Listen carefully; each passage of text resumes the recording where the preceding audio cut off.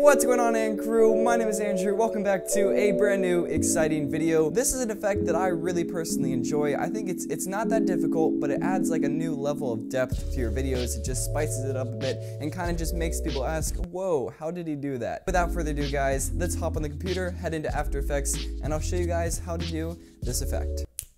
Here we go. Alright everyone, so I'm on the computer now. I'm going to be doing this effect in Adobe After Effects. I'm going to start off by clicking this tab right here and hitting Command-I on a Mac or Control-I on a PC, and it's going to let me import a clip. Now I'm going to choose this clip right here. I filmed this a few weeks ago for an intro to a vlog. I'm going to take the clip and I'm going to drag it down to this button right here, and what that's going to do is create a new composition based on the clip. The first thing I'm going to do is go through and take out the bits that I don't want. I think I'll start it right here, so I'll hit Command-Shift-D or Control-Shift-D on a PC. I'm going to play it through, and right about there is where I want it to stop. So I'm going to hit Command-Shift-D once again, hit delete, and boom, there we go. Now we only have the parts of the clip that we actually want. First thing I'm going to do is actually create the artificial light. I'm going to hit Layer, New, Solid. I'm going to make sure the layer is white, and I'm going to rename it Light. And there we go. Now we have the white solid. I'm going to turn it off by clicking the eye right there. I hit G to bring up my pen tool, and now I'm going to do a rough mask around the light.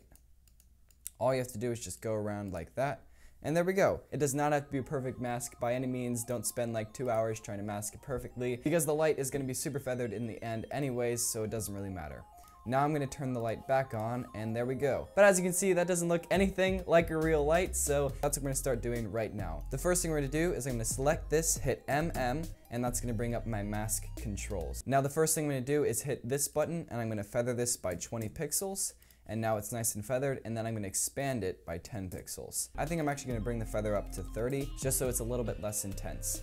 Now what I'm going to do is head over to my effects and presets, and I'm going to type in glow. This is the stylized glow. I'm going to drag this onto my clip, and all that does is it adds a nice little glow to the edges just to make it look a little bit more real. And we're actually almost done designing the artificial light, but the most important thing is to go over to your blend mode.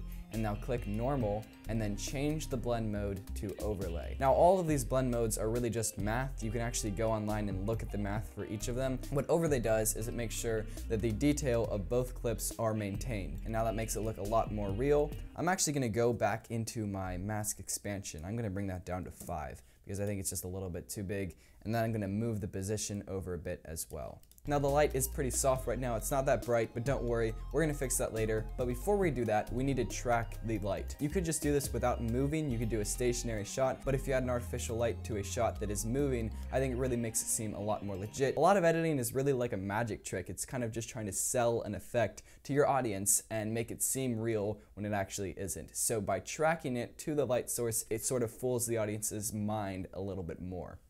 So what we're going to do is we're going to turn off our light layer just for now, and we're going to track this clip. I'm going to go over to this panel right here and click Tracker. I'm going to hit Track Motion, and because we're not moving in or out, so it's not getting bigger or smaller, and it's not rotating, all we really need to do is track the position. I think right here, this little dot right there is going to do well because it kind of stands out from its surroundings, so that's going to help After Effects to do a more accurate track. So now I'm going to go over here, and I'm going to hit Analyze Forward. So After Effects did a really good job. Sometimes you need to change that, but I think that's perfect. I think that'll totally work. Now I'm going to hit Layer, New, Null Object. Go back to my track. I'm going to hit Edit Target, and I'm going to change it from Light to Null 2.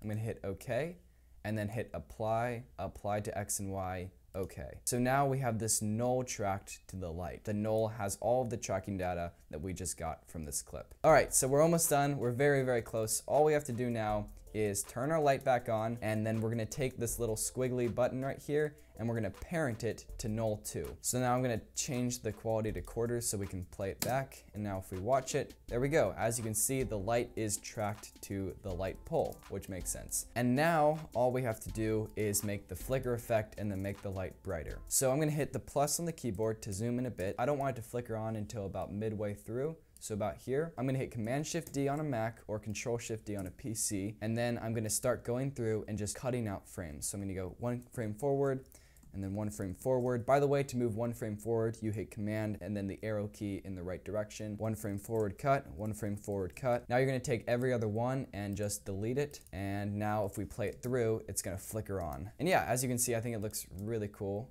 Boom, just like that. I think I'm gonna take out the first one so it's only 1, 2, 3, 4 stutters before you get to the main one. And now the light is a little bit dim, so I'm gonna select all of these, all of the light ones, and I'm gonna hit Command D or Control D on a PC. And what that's gonna do is just duplicate all of them. I think it's a little bit too bright, so I'm gonna go hit T. I'm gonna bring the opacity down to 70.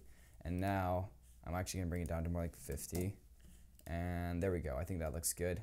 Let me just really quickly do that to all of these. 50, 50. And there you go, guys. That is how you do the flickering light effect. I think it is a super cool effect. If there's one thing I would definitely encourage you guys to do with this effect, it would be to add in a light sound effect. If you look up like buzzing light or flickering light sound effects on YouTube or online, I'm sure you could find a royalty-free sound effect for this. If the audience was confused about what was happening to the light, they'll certainly recognize the sound of the light. So the sound effect is sort of like the cherry on top. It's sort of the bow that ties the whole effect together. So definitely add a sound effect. Alright everyone, so that is it. It is such a cool effect. It just adds that level of spice to your videos and it looks so good. And I hope you guys enjoyed this video. If you did enjoy this video, I'd really appreciate it if you guys would comment down below and let me know what tutorials you guys want to see in the future. So if you guys enjoyed this video, be sure to give it a big thumbs up. If you haven't already, be sure to subscribe and then hit the bell right next to the subscribe button because that's going to turn on post notifications so that every time I upload, you guys get notified. So be sure guys to get outside, film a video, tell your story,